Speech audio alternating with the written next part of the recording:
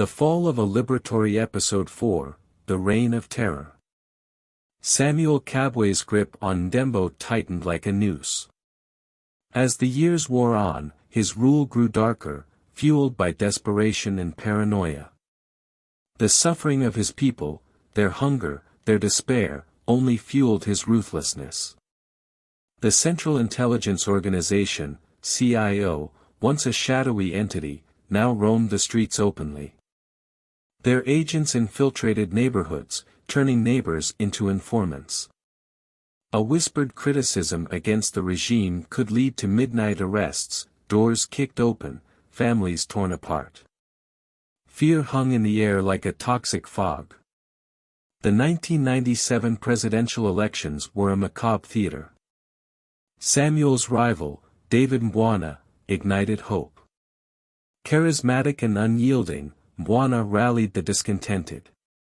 But the regime's playbook was well rehearsed: intimidation, vote rigging, and violence.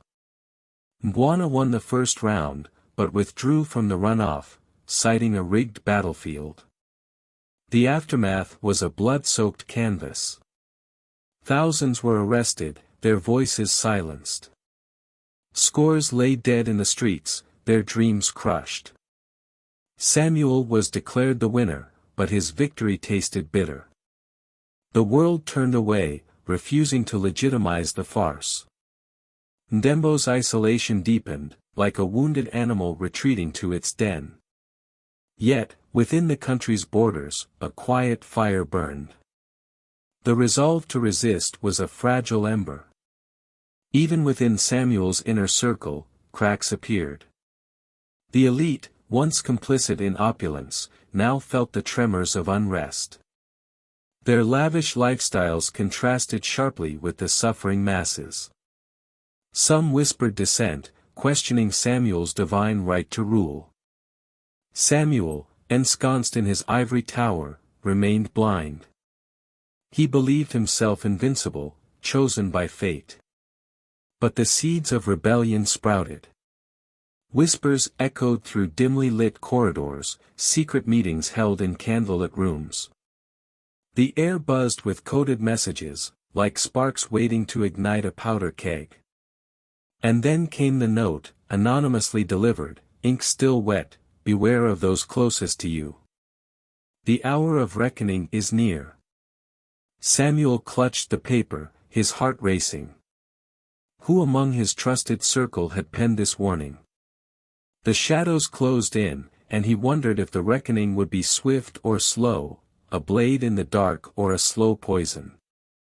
In the silence of that night, Samuel Kabwe, once unassailable, felt the tremors of his own demise.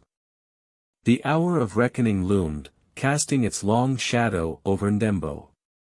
The question remained: who would strike the fatal blow, the betrayed ally, the hungry masses, or the ghosts of the fallen? Trust you enjoyed this episode. What do you think will be the fate of David Mbwana and his supporters after the rigged election? How will the cracks within Samuel Kabwe's inner circle influence the resistance movement? Will the anonymous warning Samuel received lead to a betrayal from within his trusted circle? How might the citizens of Ndembo respond to the increasing repression and fear instilled by the CIO? What role will the underground resistance play in the unfolding events? Can Samuel's regime survive the growing internal and external pressures? Who do you think will strike the fatal blow to Samuel's rule, the betrayed ally, the suffering masses, or an unexpected force? What impact will the continued isolation from the international community have on Ndembo? How will the tension between the elite and the suffering masses play out in the next chapter? Do you believe Samuel will recognize the threat in time to save his regime, or is his downfall inevitable?